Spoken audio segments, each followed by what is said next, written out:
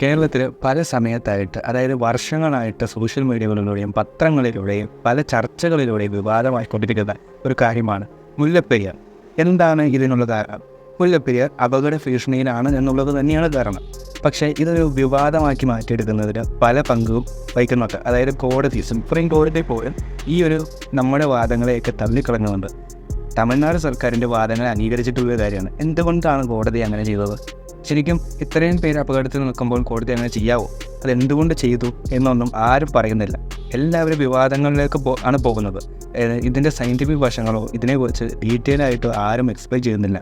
വളരെ കുറച്ച് പേര് മാത്രമാണ് ഇതിൻ്റെ സയൻറ്റിഫിക് വശങ്ങളും തമിഴ്നാട് അവിടെ ചെയ്തിട്ടുള്ള മോഡിഫിക്കേഷൻസ് വിവരിച്ചിട്ടുള്ള വീഡിയോ ചെയ്തിട്ടുള്ളത്.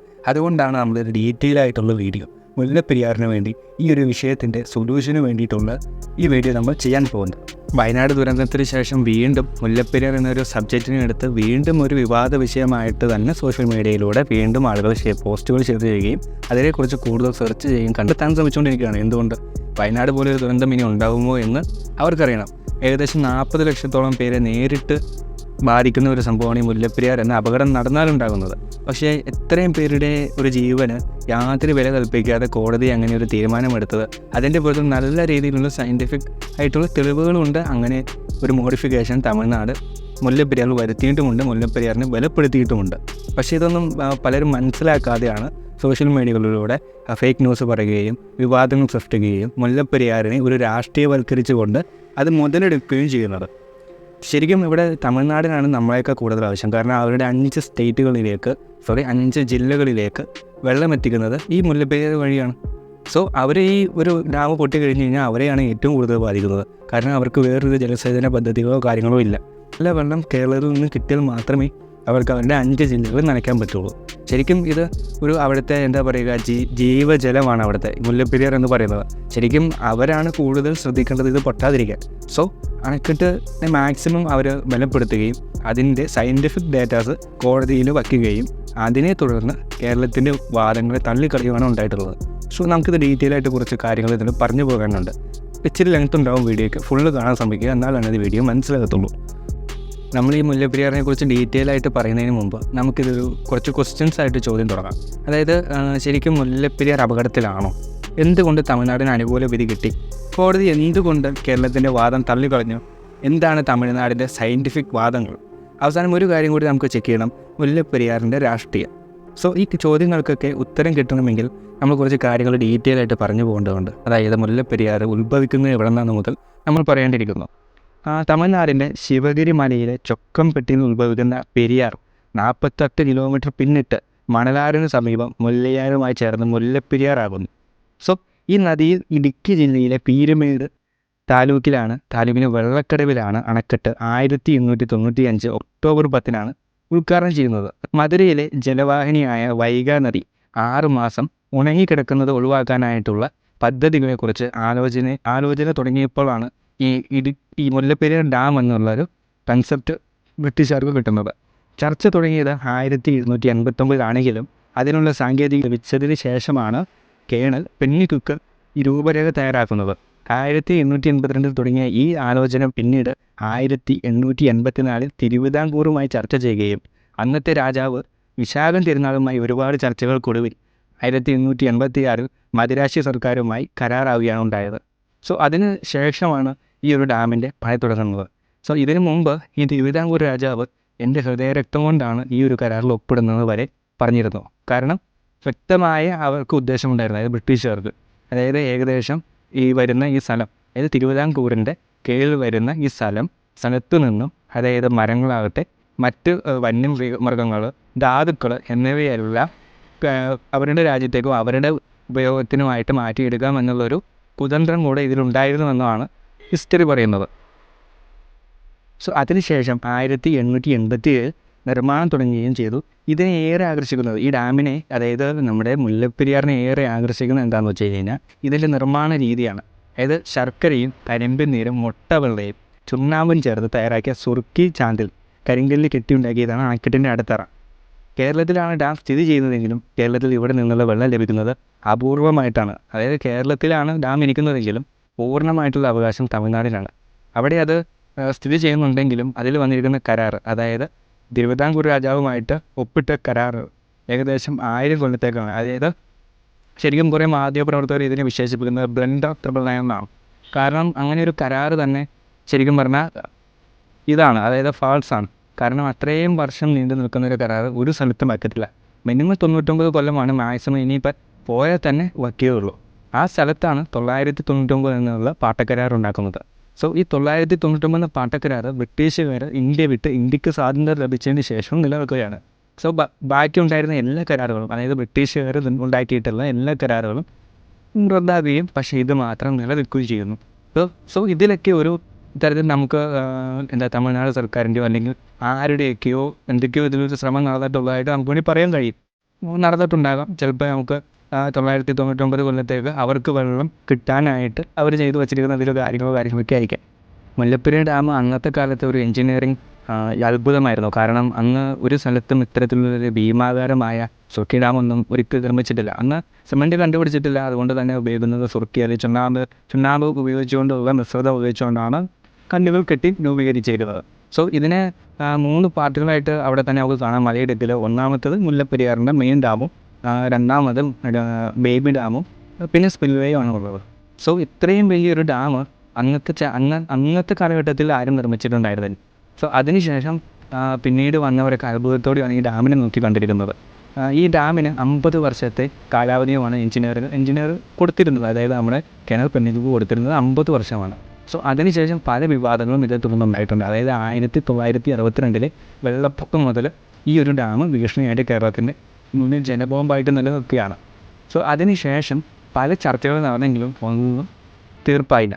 എല്ലാം അടിച്ചുപിടിക്കുകയും വീണ്ടും സി അച്യുതമേനോൻ്റെ കാലഘട്ടത്തിൽ ഇത് വീണ്ടും പുതുക്കി വീണ്ടും ഇതേ കരാർ തന്നെ വയ്ക്കുകയും വൈദ്യുതി ഉൽപ്പാദിപ്പിക്കുന്നതിനും ഏക്കറിനും കുറച്ച് പൈസ കൂട്ടി പട്ടക്കരാർ വീണ്ടും ഉറപ്പിക്കുകയാണ് ചെയ്യുകയുണ്ടായത്. കേരളത്തിലാണ് ഡാം സ്ഥിതി ചെയ്യുന്നതെങ്കിലും ഇതിൽ നിന്ന് അപൂർവമായിട്ടാണ് കേരളത്തിലേക്ക് ജലം കിട്ടുന്നത്. മുഴുവൻ ജലവും തമിഴ്നാട് കൊണ്ടുപോവുകയാണ്. അവരത് കൊണ്ടുപോയി വൈഗാ നദിയിലേക്ക് എത്തിച്ചിട്ട് അവിടെ നിന്ന് കറണ്ട് ഉണ്ടാക്കിയിട്ടാണ് അവരുടെ 5 ജില്ലകളിലേക്ക് സപ്ലൈ ചെയ്യുന്നത്. അതുകൊണ്ട് അവർ 1 ലക്ഷം ഏക്കർ സ്ഥലത്ത് കൃഷി ചെയ്യുകയും നല്ല രീതിയിലുള്ള വരുമാനം അതിൽ നിന്ന് ലഭിക്കുകയും ചെയ്യുന്നുണ്ട്. കറണ്ടിന് തന്നെ ഏകദേശം നല്ല രീതിയിൽ എമൗണ്ട് അവർ ഉണ്ടാക്കുന്നുണ്ട്. ഇതിനൊക്കെ നിസ്സാര പൈസയാണ് കേരളത്തിലേക്ക് കിട്ടുന്നത്. ഇന്ത്യയിൽ അല്ലെങ്കിൽ ലോകത്തിൽ തന്നെ ഏറ്റവും പഴക്കമുള്ളതും ഏറ്റവും ഉയരം കൂടിയതുമായ ഗ്രാവിറ്റി ഡാമാണ് നമ്മുടെ മുല്ലപ്പെരിയാർ. ഈ ഗ്രാവിറ്റി ഡാം എന്താണെന്ന് പറഞ്ഞു കഴിയുമ്പോൾ, ഈ ഗ്രാവിറ്റി എന്ന് പറയുമ്പോൾ അതായത് അതിൻ്റെ വെയിറ്റ്, അതായത് ഡാമിൻ്റെ വെയിറ്റാണ് ആ വെള്ളത്തിന് പിടിച്ചു നിർത്തുന്നത്. അതായത് നമ്മളൊരു കല്ലെടുത്ത് വെച്ച് കഴിഞ്ഞാൽ കല്ലിൻ്റെ ഇപ്പുറം കിടക്കുന്ന വെള്ളം പോകാതിരിക്കാൻ ഈ കല്ലിൻ്റെ വെയിറ്റ് കൊണ്ടാണ് ഈ വെള്ളം പോകാതിരിക്കുന്നത്. അതുപോലെയാണ് മുല്ലപ്പെരിയാറും പണിതിരിക്കുന്നത്. അതിൻ്റെ രൂപകൽപ്പന എങ്ങനെ? ഇപ്പോൾ നമ്മൾ ഇടുക്കി ഡാമിനെ കുറിച്ച് പറയുകയാണെങ്കിൽ ഇടുക്കി ഡാം ആർച്ച് ഡാമാണ്. സോ ആർച്ച് ഡാമും ഗ്രാവിറ്റി ഡാമും വ്യത്യാസമുണ്ട്. ഗ്രാവിറ്റി ഡാം നിലനിൽക്കുന്നത് അതിൻ്റെ വെയിറ്റാണ്, ഡാമിൻ്റെ തടയണയുടെ വെയിറ്റാണ് അതിൻ്റെ ബാക്കിലുള്ള വെള്ളത്തിന് പിടിച്ചു നിർത്തുന്നത്. 1895 നിർമ്മിച്ച ഡാം അന്ന് ബ്രിട്ടീഷ് സർക്കാരും തിരുവിതാംകൂർ മഹാരാജാവും തമ്മിൽ, അതായത് നമ്മുടെ രാജാവുമായിട്ട് വച്ച കരാർ 999 കൊല്ലത്തേക്കാണ്, അതായത് പാട്ടക്കരാർ വച്ചിരിക്കുന്നത്. അന്നത്തെ കാലഘട്ടത്തിൽ ആ ഒരു അതായത് ആ ഒരു കരാറിൽ ഒപ്പിടാൻ നമ്മുടെ രാജാവ് റെഡിയല്ലായിരുന്നു. മുല്ലപ്പെരിയാർ ഡാമിൻ്റെ കരാർ തന്നെ നമുക്ക് ശ്രദ്ധിച്ചാൽ അറിയാം. അതായത് 999 കൊല്ലത്തേക്ക് നിർമ്മിച്ചിരിക്കുന്ന ഈ ഒരു കരാർ പല കാര്യങ്ങളും അതിൽ ഒളിപ്പിച്ച് വെച്ചാണ് ബ്രിട്ടീഷുകാരെ എത്തിച്ചേർത്തിരിക്കുന്നത്. ബ്രിട്ടീഷുകാരുടെ കുതന്ത്രങ്ങൾ അതിൽ പലതും കാണാൻ കഴിയും. ഈ 999 കൊല്ലത്തേക്ക് ഈ തിരുവിതാംകൂറിൻ്റെ ഈ സ്ഥലം, അതായത് നിബിഡ വനമാണ്. ഈ നിബിഡ വനത്തിൽ പല രീതിയിലുള്ള അസറ്റുകളുമുണ്ട്. മരങ്ങളുണ്ട്. മരങ്ങളെന്ന് പറയുമ്പോൾ ചന്ദനമരം ഉണ്ടാവും, മറ്റ് വില കൂടിയ മരങ്ങളുണ്ടാകും, ധാതുക്കളുണ്ടാകും, മൃഗങ്ങളുണ്ടാകും. അങ്ങനെ പല വസ്തുക്കളും ഇവർ കടത്തുവാനുള്ള ഉദ്ദേശത്തോടെ ആയിരിക്കാം അന്ന് അങ്ങനെ ഒരു കരാർ ഉണ്ടാക്കിയത്. അതായത് 999 കൊല്ലത്തേക്ക്, അതായത് അവർക്ക് അവകാശം കിട്ടുകയാണ്. ആ ഒരു സ്ഥലത്ത് അവർക്ക് എന്തും ചെയ്യാം, പാട്ടത്തിനെടുത്തിരിക്കുകയാണ്. ഈ 999 കൊല്ലത്തേക്ക് അവർക്ക് എന്തും അവിടെ ചെയ്യാം എന്നുള്ള നിലയ്ക്കാണ് ആ ഒരു കരാർ എഴുതി ഒപ്പിടിച്ച് അവർ മേടിച്ചിരിക്കുന്നത്. സോ അതേ തുടർന്നുണ്ടായ പല സംഭവങ്ങളും നമുക്ക് ഡീറ്റെയിൽ ആയിട്ട് നോക്കുകയാണെങ്കിൽ ഇതിൽ അവരുടെ വ്യക്തമായ കുതന്ത്രങ്ങൾ നമുക്ക് കാണാനായിട്ട് സാധിക്കും. അണക്കെട്ടിൻ്റെ സുരക്ഷയെ സംബന്ധിച്ചുള്ള വിഷയം 2 സംസ്ഥാനങ്ങളും വർഷങ്ങളായിട്ട് തർക്കത്തിൽ തുറന്നുകൊണ്ടിരിക്കുകയാണ്. ഒരു അണക്കെട്ടിൻ്റെ പരമാവധി കാലാവധി 50 വർഷമെന്നിരിക്കെ 100 വർഷത്തിന് മുകളിൽ പഴക്കമുള്ള മുല്ലപ്പെരിയാർ അണക്കെട്ട് അതിൻ്റെ പ്രാന്തപ്രദേശങ്ങളിലുള്ളവർക്കും കേരളത്തിലെ 5 ജില്ലകളിലെ ജനങ്ങളുടെ ജീവനും സ്വത്തിനും ഭീഷണിയാണെന്ന വാദം കേരളം ഉയർത്തുമ്പോഴും ഇതിനെക്കുറിച്ച് നടന്നിട്ടുള്ള ശാസ്ത്രീയ പഠനങ്ങൾ ചൂണ്ടിക്കാണിച്ചുകൊണ്ട് കേരളത്തിൻ്റെ വാദങ്ങൾക്ക് കഴമ്പില്ലെന്നാണ് തമിഴ്നാട് വാദിച്ചുകൊണ്ടിരിക്കുന്നത്. ശരിക്കും തമിഴ്നാട് മുന്നോട്ട് വയ്ക്കുന്നത് അവരവിടെ ചെയ്തിട്ടുള്ള മോഡിഫിക്കേഷൻ പ്രവർത്തനങ്ങൾ എന്തൊക്കെയാണെന്നാണ്. തമിഴ്നാടിൻ്റെ വാദങ്ങൾ ഏതൊക്കെയാണെന്ന് വെച്ച് കഴിഞ്ഞാൽ അവർ നിരത്തിയൊരു കുറേ കാര്യങ്ങളുണ്ട് കോടതിക്ക് മുന്നിൽ. അതായത് അവർ ബലപ്പെടുത്തിയത് എങ്ങനെയാണെന്നുള്ളത്, അതിനെക്കുറിച്ച് നമ്മൾ കൂടുതൽ ഡീറ്റെയിൽ ആയിട്ട് അറിഞ്ഞിരിക്കണം. കാരണം അതാണ് കോടതി കേരളത്തിൻ്റെ വാദങ്ങൾ തള്ളാനുണ്ടായ കാരണങ്ങൾ. ഒന്നാമതായിട്ട് അവർ പറയുന്നത് എന്താണെന്ന് വെച്ച് കഴിഞ്ഞാൽ ഈ ഡാം ഗ്രാവിറ്റി ഡാമാണ്. സോ ഇതിൻ്റെ വെയിറ്റാണ് ഇതിനെ തടഞ്ഞു നിർത്തുന്നത്, വെള്ളത്തെ തടഞ്ഞു നിർത്തുന്നത്, വെള്ളത്തിൻ്റെ ഫോഴ്സിനെ തടഞ്ഞു നിർത്തുന്നത് ഈ വെയിറ്റാണ്, ഡാമിൻ്റെ വെയിറ്റ്. സോ ഈ ഡാമിൻ്റെ മുകളിലേക്ക് ഒരു പാലം പോലെ, അതായത് ഈ അണക്കെട്ടിൻ്റെ മുകളിലേക്ക് ഒരു പാലം പോലെ 1 മീറ്റർ കനത്തിൽ നല്ല വെയിറ്റ് വരുന്ന രീതിയിലും കമ്പി ഇട്ട് നല്ല ടൈറ്റായിട്ടുള്ള കോൺക്രീറ്റ് മിശ്രിതം ഉപയോഗിച്ചുകൊണ്ട് അവർ വീണ്ടും ഒരു പാലം പോലെ ഒരു ബ്രിഡ്ജ് അതിൻ്റെ മുകളിൽ വീണ്ടും ഒരു പാളി പണിതുവെന്ന് നമുക്ക് പറയാം. അങ്ങനെ അതിൻ്റെ മുകളിലേക്ക് പണിത് വെച്ചിട്ട് വെയിറ്റ് മാക്സിമം കൂട്ടി. അതായത് ഈ ഒരു പാലം അടിയിലേക്ക് വെയിറ്റ് കൊടുക്കുകയാണ്, അതായത് ഡാമിന് വെയിറ്റ് കൂടുതലാക്കുകയും ഈ ഇതിൻ്റെ അകത്തുനിന്ന് സുറുക്കി മിശ്രിതം ഒലിച്ചു പോയെന്നാണ് പറയുന്നത്. അപ്പോൾ ഈ ഒരു വെയിറ്റ് കുറഞ്ഞതിനെ മാറ്റാനായിട്ട് അവർ വീണ്ടും വെയിറ്റ് അതിലേക്ക് വച്ചു. ഇത് മാത്രമല്ല ചെയ്തിരിക്കുന്നത്, അതായത് 9 മീറ്റർ ഇടവിട്ടിട്ട് നമ്മുടെ ഈ ഡാമിന് കുഴൽക്കിണർ പോലെ, അതായത് തടയണയിൽ കുഴൽക്കിണർ പോലെ കുഴിച്ച്, അതായത് ബെഡ് റോക്ക് വരെ, അതായത് ബെഡ് റോക്ക് എന്ന് പറയുമ്പോൾ അതായത് പാറയുടെ അടി വരെ, നമ്മുടെ ഈ ഡാം ഇരിക്കുന്നതിൻ്റെ പാറയുടെ അടി വരെ, അടിഭൂഗർഭ പാറ വരെ തുറന്ന് അതിലേക്ക് 6 mm കമ്പി വടം പോലത്തെ കമ്പികൾ, കുറേ കമ്പികൾ കൂട്ടമായിട്ട് ഇറക്കിയിട്ട് വലിച്ചു കെട്ടി ഡാമിൻ്റെ മുകളിലേക്ക് വലിച്ചു കെട്ടിയാണ് ഉണ്ടായത്. അപ്പോൾ ഇങ്ങനെ 9 മീറ്റർ ഇടവിട്ട് ചെയ്ത് കഴിഞ്ഞപ്പോൾ എന്താ ഉണ്ടായെന്ന് വെച്ച് കഴിഞ്ഞാൽ ഡാമിനെ ശരിക്കും താഴത്തേക്ക് സ്ട്രോങ് ആയിട്ട് പിടിച്ചു നിർത്തി. ഇതിലേക്ക് കോൺക്രീറ്റ് മിശ്രിതം ഇറക്കുകയും ഡബിൾ ഇതിലേക്ക് വലിച്ചു പിടിക്കുകയും ചെയ്തു. അതായത് ഇതെന്താണ് ചെയ്യുന്നതെന്ന് വെച്ച് കഴിഞ്ഞാൽ നമ്മുടെ പാറയിലേക്ക് ഡാമിനെ വലിച്ചു നിർത്തും. ഇത് ഒരു കണത്തിൽ നല്ലൊരു പ്രയോജനം ഡാമിന് ഇങ്ങനെ കൊടുക്കുന്നതെന്ന് വെച്ച് കഴിഞ്ഞാൽ ഡാം തെന്നി മാറുകയോ അല്ലെങ്കിൽ ഡാം മറിയാനോ ഉള്ള ചാൻസ് ഈ ഒരു സംഭവം ഇല്ലാതെയാക്കി. അതായത് ഈ ഒരു വടം വെച്ച് കെട്ടി വെക്കുന്നത് അങ്ങനെ ഒരു സംഭവത്തെ തന്നെ ഇല്ലാതെയാക്കി. പിന്നെ അത് മാത്രമല്ല അവർ ചെയ്തത്, പിന്നെ ചെയ്തത് എന്താണെന്ന് വെച്ച് കഴിഞ്ഞാൽ ഡാമിൻ്റെ അപ്പുറവശം, അതായത് വെള്ളത്തോട് ചേർന്നുള്ള വശത്ത് അവരൊരു കോൺക്രീറ്റ് ഭിത്തി തന്നെ അവിടെ ഉണ്ടാക്കി. സെപ്പറേറ്റ് ഒരു കോൺക്രീറ്റ് ഭിത്തി അവിടെ അവർ പണിതു. അപ്പോൾ ഈ ഭിത്തി പണിയാൻ അങ്ങനെ ചുമ്മാ പണിയാൻ പറ്റത്തില്ല, ഇതിന് ഐസ് ഇറക്കിയിട്ടാണ് പണിയാൻ പറ്റത്തുള്ളൂ. അതായത് ഇത് തണുപ്പിച്ചുകൊണ്ട് പണിയാൻ പറ്റത്തുള്ളൂ, അതിൻ്റെ പ്രഷർ വന്ന് ഡാമിനെ ഇത് ബാധിക്കും. സോ അതുകൊണ്ട് തമിഴ്നാട് അവർ ഐസ് പ്ലാന്റ് സ്ഥാപിക്കുകയും ആ ഐസ് പ്ലാന്റിൽ നിന്ന് ഐസ് ഉണ്ടാക്കിയിട്ടാണ് ഈ ഒരു കോൺക്രീറ്റിങ് അവിടെ നടന്നിരിക്കുന്നത്. ഒരു ഭിത്തി ഡാമിൻ്റെ അപ്പുറവശത്ത് പണിതിരിക്കുന്നത്. ആ ഐസ് പ്ലാന്റ് ഇന്നും അവിടെ നിലനിൽക്കുന്നുണ്ട്. അതിൻ്റെ ചിത്രങ്ങളെല്ലാം ഗൂഗിളിൽ തപ്പി കിട്ടും. സോ ഇങ്ങനെയുള്ള ഒരുപാട് വാദങ്ങൾ നിരത്തിയിട്ടാണ് കോടതിയിൽ കേരളത്തിൻ്റെ വാദങ്ങളെയെല്ലാം തമിഴ്നാട് പൊളിച്ചു കളഞ്ഞത്.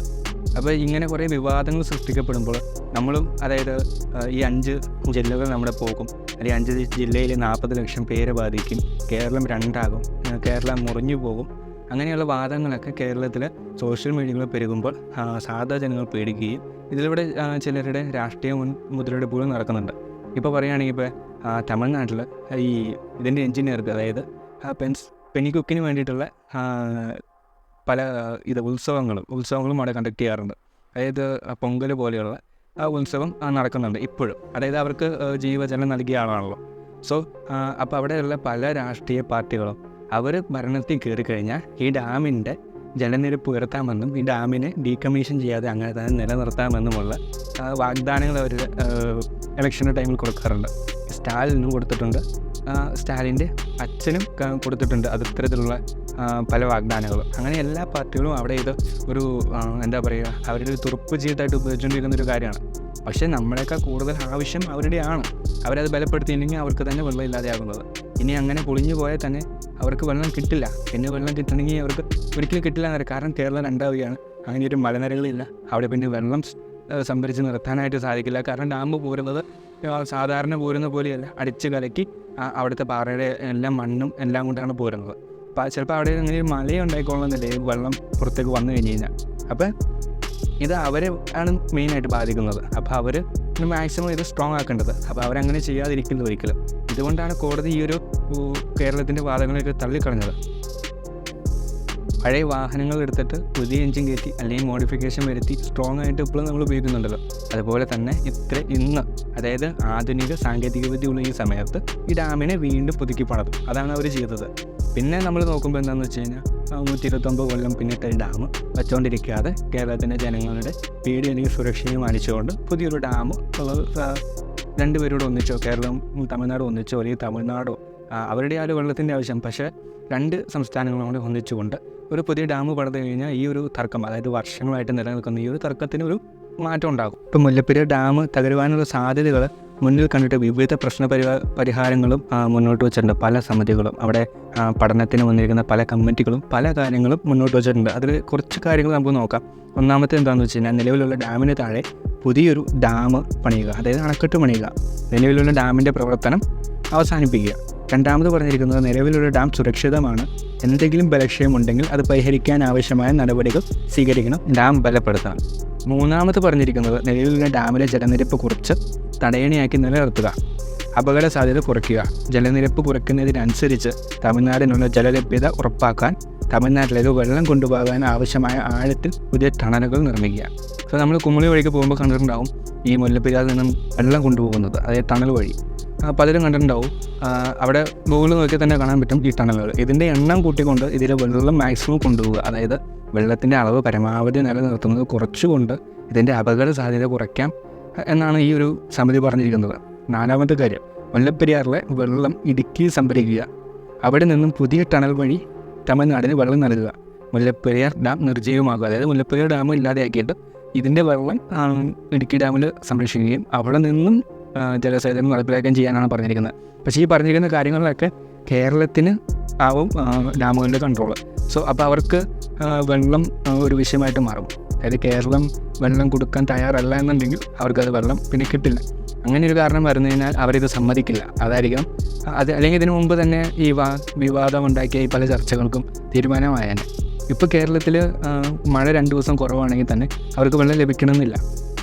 മുല്ലപ്പെരിയാർ ഡാം ആകുമ്പോൾ അവർക്ക് തന്നെ കൺട്രോൾ ചെയ്യുകയും എന്തോരം വെള്ളം വെക്കണം എന്നുള്ള സംരക്ഷിക്കണം എന്നുള്ള കാര്യമൊക്കെ അവർക്ക് തീരുമാനിക്കാനായിട്ട് സാധിക്കും. കേരളത്തിൻ്റെ ഒരു ഇടപാടുകളും അവിടെ നടക്കില്ല. അതായത് മുല്ലപ്പെരിയാർ ഡാമിൻ്റെ ഒരു കൺട്രോളൊന്നും കേരളത്തിന് ഇല്ല. കേരളത്തിൻ്റെ കോടതിയിലുള്ള മെയിൻ വാദമായിരുന്നു, അതായത് റിക്ടർ സ്കെയിലിൽ 6.5 എന്ന് പറയുന്ന ഈ ഭൂമികുലുക്കം രേഖപ്പെടുത്തി കഴിഞ്ഞാൽ അത് ഡാമിനെ ബാധിക്കുമെന്നുള്ളത്. പക്ഷേ കോടതി അന്നേരം ഉന്നയിച്ചൊരു കാര്യമുണ്ട്, കേരളത്തിലെ എന്നല്ല തമിഴ്നാട്ടിലെയൊക്കെ അല്ലെങ്കിൽ ഇന്ത്യയിലെ കെട്ടിടങ്ങൾ 6.5 എന്ന് പറയുന്ന ഭൂചലനം നേരിടാനായിട്ട് തയ്യാറാക്കിയിട്ടുള്ളതല്ല. അതായത് കേരളമൊക്കെ സോണൽ 3 വരുന്നൊരു ഇതാണ്. അതായത് കേരളവും തമിഴ്നാടൊക്കെ സോണൽ 3 വരുന്നതാണ്, അതായത് ഭൂചലനവുമായി ബന്ധപ്പെട്ട്. അപ്പോൾ കേരളത്തിൽ ഇതൊക്കെ സാധ്യത വളരെ കുറവാണ്. അതായത് ഭൂചലനം ഉണ്ടാകുക എന്നൊക്കെ പറഞ്ഞാൽ വളരെ സാധ്യത കുറവാണ്. പിന്നെ ഈ ഒരു 6.5 എന്ന് പറയുന്ന ഒരു ഭൂചലനം ഉണ്ടായി കഴിഞ്ഞു കഴിഞ്ഞാൽ ഇടുക്കി ഡാം പോലും നിലനിൽക്കില്ല. അപ്പോൾ അങ്ങനെ പറഞ്ഞാണ് ആ ഒരു വാദത്തേക്ക് കേരളത്തിൻ്റെ വാദങ്ങളൊക്കെ തള്ളി കളഞ്ഞിരിക്കുന്നത്. ഇനി എന്തെങ്കിലും കാരണവശാൽ, അതായത് ഒരു ഭൂകമ്പത്തെ തുടർന്നോ മറ്റോ ഡാം തകർന്നാൽ 3 മുതൽ 4 മണിക്കൂർ കൊണ്ട് വെള്ളം ഇടുക്കി ഡാമിലെത്തും.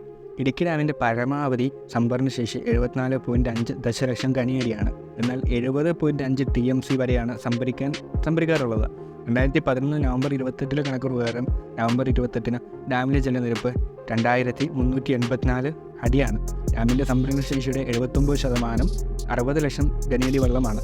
അപ്പോൾ അതായത് ഒഴുകിയെത്തുന്ന 11.2 ദശലക്ഷം ഘനയടി ജലത്തിൻ്റെ 10 ദശലക്ഷം ഘനയടി ജലത്തെ ഉൾക്കൊള്ളാൻ ഇടുക്കി ഡാമിന് കഴിയും. ഡാം തകർന്നതിന് ശേഷം വെള്ളം ഇടുക്കി ഡാമിലേക്ക് ഒഴുകിയെത്താനെടുക്കുന്ന 3-4 മണിക്കൂറിനുള്ളിൽ ഇടുക്കി ജലവൈദ്യുതി പദ്ധതിയുടെ ഭാഗമായിട്ടുള്ള ചെറുതോണി ഡാമിൻ്റെ ഷട്ടറുകൾ നിയന്ത്രിതമായി തുറന്നുകൊണ്ട് ഇടുക്കി ഡാമിൻ്റെ ജലനിരപ്പ് നിയന്ത്രണ വിധേയമാക്കാൻ കഴിയും. ചെറുതോണി ഡാമിന് മുകൾ ഭാഗത്ത് 5 പ്രധാന ഷട്ടറുകളും താഴെ 2 ചെറിയ ഷട്ടറുകളുമാണ് ഉള്ളത്. ഓരോ പ്രധാന ഷട്ടറുകളിലൂടെയും മിനിറ്റിൽ 25,760 ഘനയടി വെള്ളം പുറത്തേക്ക് കൊടുക്കാനാകും. 7 ഷട്ടറുകളും ഏത് ഘട്ടത്തിലും തുറന്നുവിടാൻ സജ്ജമാണെന്ന് KSEB അധികൃതർ വ്യക്തമാക്കിയിട്ടുണ്ട്. സോ ഇതോടൊപ്പം താഴെ ഭാഗത്തുള്ള ചരങ്ങൾക്ക് അപകട ഭീഷണി നൽകുകയും ചെയ്താൽ ഗുരുതരമായ ഭവിഷ്യത്തുകൾ ഒഴിവാക്കാൻ കഴിയും. അപ്പോൾ ഇത്തരത്തിലുള്ള മുൻകരുതലൊക്കെ കേരളത്തിന് എടുക്കാനായിട്ട് സാധിക്കുമെന്ന് KSEB നേരത്തെ തന്നെ പറഞ്ഞിട്ടുള്ളതാണ്. പക്ഷേ ഇങ്ങനെയൊരു മുൻകരുതൽ എടുക്കുന്നതിന് പകരം ഈ ഒരു ചർച്ച വീണ്ടും കൂട്ടി അങ്ങനെയൊരു പ്രശ്നം പരിഹരിക്കുന്നതിനായിരിക്കും നല്ലത്. ഇനി ഭൂകമ്പമൊക്കെ 6.5 എന്ന് പറയുന്നത് ഉണ്ടാവുകയാണെങ്കിൽ അതൊരിക്കലും നമ്മുടെ നാട്ടിലുള്ള ഡാമുകളെ പൊട്ടാതിരിക്കാനായിട്ട് അല്ലെങ്കിൽ അണക്കെട്ട് തകരാതിരിക്കും എന്ന് പറയാൻ കഴിയില്ല. കാരണം അങ്ങനെ ഒരു രൂപകൽപ്പനയിലല്ല നമ്മുടെ ഡാമുകൾ നിർമ്മിച്ചിട്ടുള്ളത്. അതായത് ഈ ഇത്രയും റിക്ടർ സ്കെയിലിൽ 6.5 എന്ന് പറയുന്ന ഭൂചലനത്തെ ഒന്നും നിയന്ത്രിക്കാൻ അല്ലെങ്കിൽ തടഞ്ഞ് അല്ലെങ്കിൽ ഒരു അതിജീവിക്കാനുള്ള ഒരു ശക്തിയൊന്നും നമ്മുടെ ഡാമുകൾക്കുണ്ടെന്ന് ഒരു സ്ഥലത്തും പറയുന്നില്ല. ഈ 6.5 എന്ന് പറയുന്ന ഭൂചലനം വളരെ വലിയൊരു ഭൂചലനമാണ്. നമ്മുടെ നാട്ടിലെ കെട്ടിടങ്ങളടക്കം തകർന്നു വീഴുന്നൊരു ഭൂചലനമാണ്. അപ്പോൾ അതാണ് കോടതി ആ വാദമൊക്കെ തള്ളിക്കളയാറ്. സമീപകാലത്ത് നടന്നിട്ടുള്ള പല വെള്ളപ്പൊക്കങ്ങളൊക്കെയാണ് ഈ മുല്ലപ്പെരിയാറിൻ്റെ വിഷയം ഇത്രത്തോളം നമ്മളെ വീണ്ടും സോഷ്യൽ മീഡിയയിൽ വൈറലാക്കുന്നത്. കാരണം ഇപ്പോൾ വയനാട് സംഭവിച്ച വിഷയമായാലും അതിൻ്റെ വെള്ളപ്പൊക്കം വന്നാലൊക്കെയാണ് മുല്ലപ്പെരിയാറിനെ കുറിച്ച് എല്ലാവരും ഓർക്കുക. അല്ലാതെ മുല്ലപ്പെരിയാറിനെ കുറിച്ച് ആർക്കും ഓർക്കാറില്ല, ഒരു സ്ഥലത്തും വൈറലാവാറില്ല. ഇപ്പോൾ മിക്കയിടത്തും ക്യാമ്പയിനുകളും ഒക്കെ നടക്കുന്നുണ്ട് സോഷ്യൽ മീഡിയയിൽ കൂടി. എല്ലാം നല്ലതാണ്. നമുക്കൊരു പുതിയ ഡാം നിർമ്മാണം എന്നുള്ള നമ്മുടെ ഒരു ആവശ്യത്തിന് തമിഴ്നാട് സർക്കാരും കേരള സർക്കാരും കൂടി ചർച്ച ചെയ്ത് തീരുമാനമെടുത്ത് അത് വളരെ ഒരു എന്താ പറയുക ഭീതി ഒഴിയുന്ന തരത്തിലായിട്ട് മാറും. മുല്ലപ്പെരിയാറിനെ കുറിച്ച് പറയുകയാണെങ്കിൽ, ഈ ഡാമിനെ കുറിച്ച് പറയുകയാണെങ്കിൽ കൂടുതൽ വിശദീകരിക്കാനുണ്ട്. അതായത് ഇതിൻ്റെ ചരിത്രവും ഈ മദ്രാസ് പ്രസിഡൻസിയിൽ നടന്നിട്ടുള്ള ജലക്ഷാമവും അങ്ങനെ കഥകൾ ഒത്തിരി ഇതേക്കുറിച്ച് പറയാനായിട്ടുണ്ട്. ഇതിനെക്കുറിച്ച് പറയാൻ ഒത്തിരി വൈഡായിട്ടുള്ള കാര്യങ്ങളുമുണ്ട്. നമ്മൾ ചർച്ച ചെയ്യാനാണെങ്കിൽ ഒത്തിരി കാര്യങ്ങളും ഇതിലേക്ക് വരുന്നുണ്ട്. സോ നമ്മളൊരു വലിയൊരു വീഡിയോ ഇതിന് വേണ്ടി ചെയ്യുന്നതാണ്. അതായത് ഒരു ഡെഡിക്കേറ്റഡ് വീഡിയോ മുല്ലപ്പെരിയാറിൻ്റെ ഹിസ്റ്ററിയെ ചെയ്യുന്നതിന് വേണ്ടിയിട്ട് നമ്മൾ ചെയ്യുന്നതാണ്. അടുത്ത വീഡിയോ ഇത്രയേ ഉള്ളൂ. എല്ലാവർക്കും ഇഷ്ടപ്പെട്ടെന്ന് കരുതുന്നു. ലൈക്ക് ചെയ്യുക, സബ്സ്ക്രൈബ് ചെയ്യുക. Thank you.